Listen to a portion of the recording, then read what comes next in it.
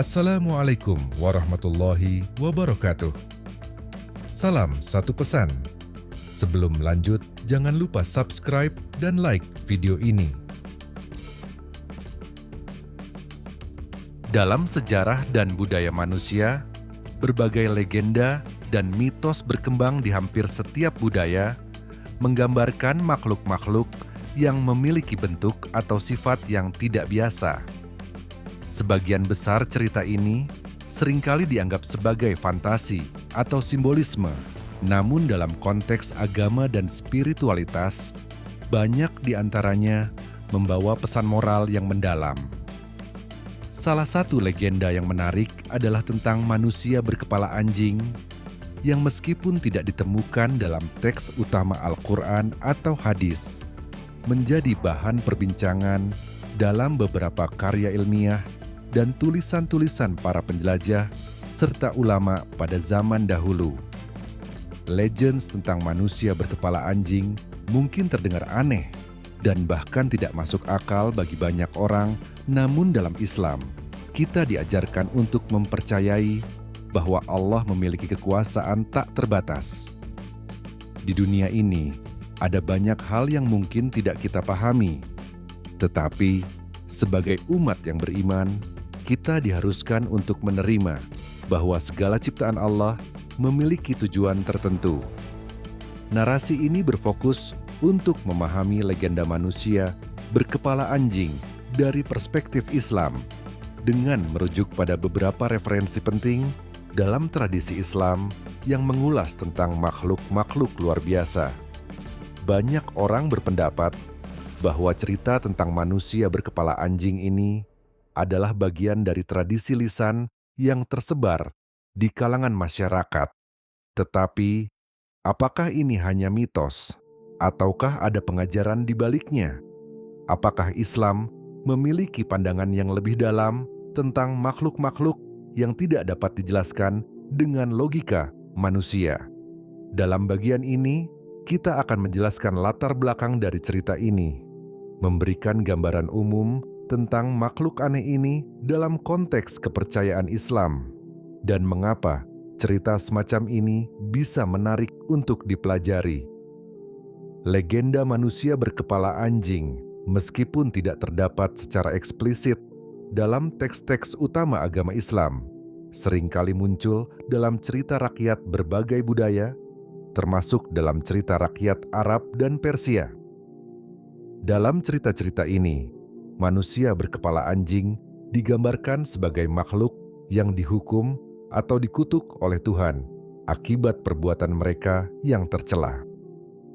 Ada versi yang mengatakan bahwa manusia ini dulunya adalah seorang yang sangat jahat dan durhaka, sehingga Allah memberikan hukuman dengan mengubah wajah mereka menjadi kepala anjing, sebagai bentuk peringatan bagi umat manusia lainnya. Cerita ini dapat dilihat sebagai alegori untuk menunjukkan konsekuensi dari keburukan dan ketidaktaatan terhadap perintah Allah.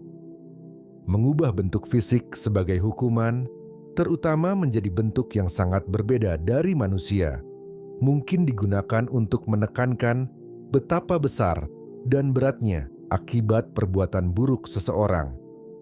Kepala anjing dalam legenda ini bisa dianggap sebagai simbol dari keinginan atau sifat buruk, seperti ketamakan, kebencian, atau perilaku tidak bermoral lainnya. Beberapa versi lain dari cerita ini menggambarkan manusia berkepala anjing bukan sebagai hukuman, melainkan sebagai makhluk yang terisolasi dan terasing dari masyarakat. Mereka sering digambarkan hidup di tempat yang jauh dan terpisah dari manusia, terkadang di dalam hutan atau di wilayah yang tidak dihuni. Makhluk ini hidup sebagai simbol keterasingan dan penolakan dari masyarakat, menunjukkan bahwa sifat buruk atau tindakan tercela akan mengarah pada pengasingan atau pemisahan diri dari dunia yang lebih baik. Selain itu, legenda ini juga beredar di kalangan masyarakat sebagai cerita peringatan. Sebagai contoh, ada kisah tentang manusia yang memiliki kepala anjing yang tidak dapat berbicara atau berinteraksi dengan manusia biasa. Meskipun demikian, beberapa versi cerita menyebutkan bahwa makhluk ini memiliki kekuatan magis atau kemampuan tertentu yang lebih tinggi dari manusia biasa, meskipun dengan penampilan yang mengerikan. Ini menggambarkan bahwa makhluk tersebut meskipun berbeda, tetap memiliki potensi atau kemampuan yang tidak dimiliki oleh manusia biasa. Untuk memahami lebih jauh tentang legenda manusia berkepala anjing, kita dapat merujuk pada beberapa karya penting yang memberikan penjelasan tentang makhluk-makhluk aneh dan luar biasa dalam tradisi Islam. Beberapa penulis dan ilmuwan Muslim abad pertengahan menulis tentang makhluk-makhluk yang memiliki bentuk fisik atau ciri-ciri yang berbeda dari manusia pada umumnya. Beberapa karya ini tidak hanya menggambarkan makhluk-makhluk tersebut, tetapi juga mencoba untuk memberikan pemahaman tentang keberadaan mereka dalam perspektif Islam. Marco Polo, seorang penjelajah terkenal asal Venesia, dalam karyanya The Travels of Marco Polo, mengisahkan perjalanan panjangnya ke timur yang melibatkan pertemuan dengan berbagai kebudayaan dan kepercayaan yang sangat berbeda. Meskipun ia tidak secara langsung membahas tentang manusia berkepala anjing, Polo menggambarkan berbagai makhluk dan fenomena yang tidak biasa yang ia temui dalam perjalanan menuju Tiongkok, Persia, dan daerah lainnya. Banyak dari kisah-kisah yang ia temui berhubungan dengan makhluk yang dianggap aneh oleh standar dunia barat pada masa itu. Marco Polo seringkali mencatat bahwa banyak kebudayaan timur, termasuk yang ada di Persia dan India, memiliki cerita rakyat tentang makhluk-makhluk campuran antara manusia dan hewan.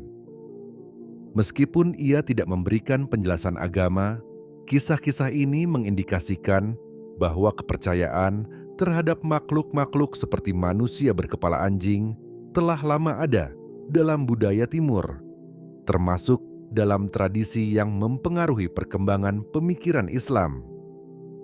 Dalam Islam, meskipun kita tidak diajarkan untuk secara aktif mencari atau mempercayai makhluk-makhluk aneh ini, kita diajarkan untuk tidak menutup diri terhadap kemungkinan-kemungkinan yang ada di luar pemahaman kita, selama itu tidak bertentangan dengan prinsip-prinsip dasar agama.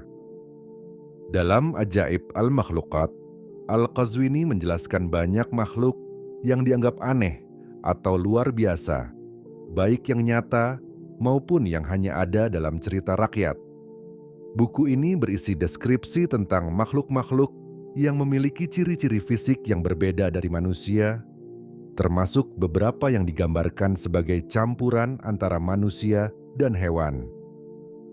Al-Qazwini tidak secara khusus menyebutkan manusia berkepala anjing, tetapi ia mencatat keberadaan makhluk-makhluk yang memiliki kekuatan luar biasa dan penampilan yang tidak biasa.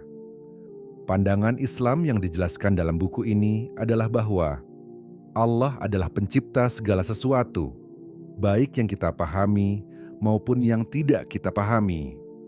Konsep ini mengingatkan kita bahwa meskipun kita tidak dapat mengerti sepenuhnya makhluk-makhluk tersebut, kita harus menerima kenyataan bahwa segala ciptaan Allah memiliki tujuan tertentu yang seringkali berada di luar kapasitas pemahaman manusia.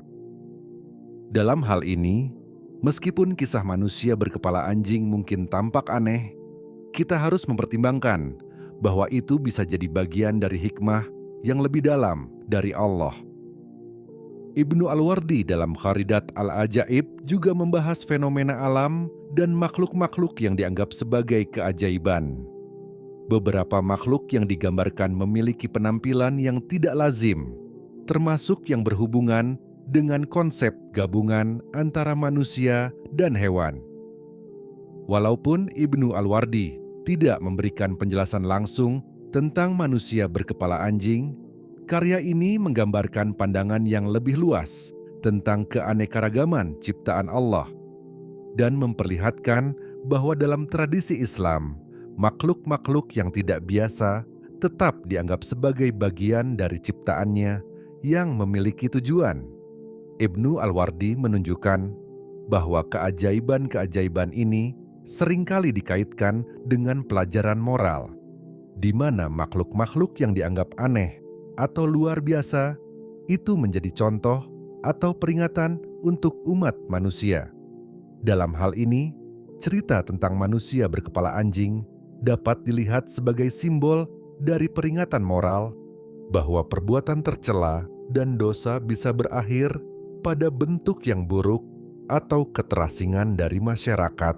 Legenda manusia berkepala anjing, meskipun tampak aneh dan fantastik, dapat dilihat dari perspektif Islam sebagai sebuah pengingat bahwa segala ciptaan di dunia ini adalah bagian dari kehendak Allah.